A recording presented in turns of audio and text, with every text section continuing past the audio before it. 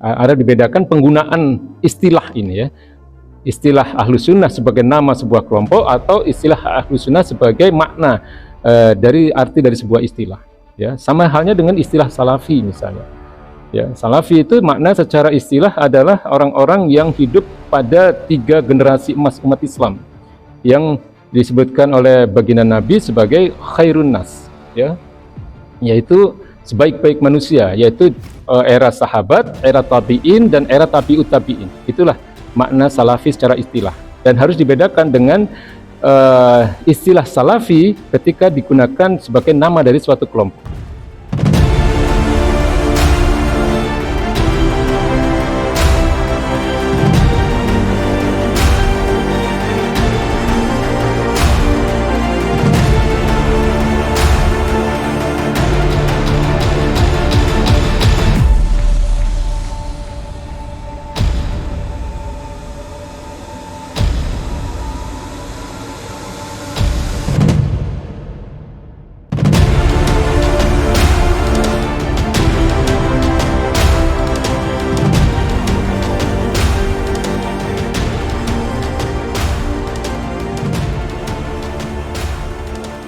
Pembahasan kita masih terkait dengan rukun iman. Kita masih membahas tentang persoalan akidah, ya, di mana masih juga kita bahas persoalan qada wal qadar. Al-qada sebagai satu istilah tersendiri sudah selesai kita bahas, al-qadar sebagai satu istilah tersendiri juga sudah selesai kita bahas, dan kita ada di pembahasan tentang al-qada wal qadar sebagai satu istilah yang digabungkan, sebagai satu istilah yang baru, di mana istilah ini al-qada wal qadar sebagai istilah yang digabungkan ini tidak pernah ada dibahas pada masa-masa kenabian, tidak dibahas juga pada masa-masa para sahabat, tidak ada di dalam Al-Quran, tidak ada di dalam hadis, ya. Dan pembahasan tentang al-qada wal qadar sebagai satu istilah yang digabungkan ini baru ada pada masa-masa tabi'in, setelah berakhirnya era sahabat, ya, di mana pada saat itu umat Islam termasuk para ulamanya terlibat dalam pembahasan atau perdebatan terkait dengan perbuatan manusia. Ya, apakah perbuatan manusia itu berasal dari Tuhan? Ya, mereka katakan begitu karena pada saat itu kan yang terlibat itu bukan orang Islam, ya, ahli filsafat yang beragama Nasrani. Apakah perbuatan manusia itu berasal dari Sang Pencipta atau berasal dari manusianya sendiri? Ya, nah, dalam persoalan ini umat Islam di situ terjebak pada satu pembahasan yang sebenarnya tidak bisa dibahas, yaitu terkait dengan perbuatan Allah Subhanahu wa taala. Dan tentang hal ini kemarin sudah kita bahas bahwa umat Islam terpecah menjadi 3 golongan. Yang pertama adalah mereka yang disebut dengan golongan Mu'tazilah, ya, dan Qadariyah, ya, karena Qadariyah dan Mu'tazilah ini punya prinsip yang sama dalam persoalan ini, yaitu mereka beranggapan bahwa perbuatan manusia itu semuanya adalah merupakan kebebasan bagi manusia, adalah merupakan ciptaan dari manusia itu sendiri. Semua itu adalah atas kehendak dari manusia itu sendiri. Ini Mu'tazilah dan Qadariyah. Kemudian kelompok yang lain yang berseberangan atau bertolak belakang dengan kelompok Mu'tazilah dan Qadariyah ini adalah kelompok yang disebut dengan Jabariyah, di mana kelompok Jabariyah ini berpandangan bahwa perbuatan manusia itu semuanya sudah istilahnya sudah didesain, ya, oleh Allah Subhanahu wa taala. Jadi Allah menciptakan manusia itu beserta seluruh perbuatannya.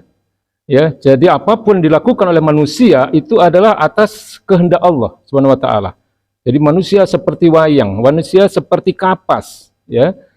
Ini menurut Jabariyah, ya. Nah, kemudian ada kelompok ketiga yang bernama Ahlus Sunnah. Ya, kelompok Ahlus Sunnah ini mengambil jalan tengah, yaitu berpandangan bahwa manusia ketika dia mau berbuat sesuatu, ketika dia berkehendak, ketika dia ingin melakukan sesuatu, nah itu berasal dari manusia. Artinya itu adalah pilihan bagi manusia. Nah, ketika manusia memulai perbuatannya, nah itu dari Allah Subhanahu wa taala. Ya, ini kelompok Ahlus Sunnah. Nah, saya pernah menyatakan juga bahwa 2 pekan lalu harus dibedakan antara kelompok yang disebut dengan Ahlus Sunnah dan Ahlus Sunnah secara makna secara istilah. Ya, ini berbeda. Ya, kita semua ingin menjadi apa yang disebut dengan Ahlus Sunnah, ya, orang-orang yang menjadi pengikut sunnah-sunnah baginda Nabi Muhammad SAW, orang-orang yang mencintai sunnahnya Nabi SAW. Ya, jadi harap dibedakan antara penggunaan istilah ini, ya, istilah Ahlus Sunnah sebagai nama sebuah kelompok atau istilah Ahlus Sunnah sebagai makna dari arti dari sebuah istilah. Ya, sama halnya dengan istilah Salafi misalnya. Ya, Salafi itu makna secara istilah adalah orang-orang yang hidup pada 3 generasi emas umat Islam yang disebutkan oleh baginda Nabi sebagai khairun nas, ya, yaitu sebaik-baik manusia, yaitu era sahabat, era tabi'in, dan era tabi'ut tabi'in. Itulah makna Salafi secara istilah, dan harus dibedakan dengan istilah Salafi ketika digunakan sebagai nama dari suatu kelompok. Ya, jadi ini yang penting untuk kita pahami. Ya, jadi ketiga kelompok ini, ya, Mu'tazilah, kemudian Jabariyah dan Ahlus Sunnah, ini mereka mempunyai pandangan yang berbeda-beda tentang asal-usul perbuatan manusia. Ya, nah malam ini kita akan membahas tentang bagaimana seharusnya kita menyikapi munculnya berbagai macam aliran ini, berbagai macam firqah, ya, berbagai macam faham-faham ini terkait dengan pemahaman mereka tentang perbuatan manusia, ya. Jadi intinya adalah bahwa mereka ada itu karena terjebak, ya, pada pembahasan orang-orang filsafat yang beragama Nasrani yang membahas tentang sesuatu yang sebenarnya tidak bisa dibahas, ya. Kalau ilmu filsafat itu pasti membahas sesuatu yang sebenarnya tidak bisa dibahas, Pak.